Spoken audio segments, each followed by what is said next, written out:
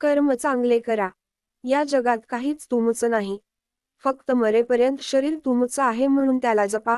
कलीचे युग चालू आहे. करोना तर एक झलक आहे. कुणी पाण्यात बुडणार तर कुणी पाणी पाणी करून मरणार. कुणी रोगराईने तर कुणी महामारीने. सृष्टीचा विनाश होणार आहे हे तर विधिलिखित लिहिलेले आहेच. हे जग जगबुडीच्या दिशेने हळूहळू चालत जाणारच आहे. करोडो रुपयांचा बंगला तरी शेवटची अंघोळ रस्त्यावर. लाखोंची गाडी तरी 4 बांबूवरच जायचं असते. कितीही सोन कराल तरी तोंडात फुटका मनी. कितीही महाग कपडे असले तरी 1.25 मीटर पांढऱ्या कपड्यात जायचं असतं. आणि आता हे सर्व मिळण्यासाठी पण नशीब लागत हे करोनाने दाखवून दिलं. म्हणून कायम भक्तीत राहा. अजूनही वेळ गेली नाही.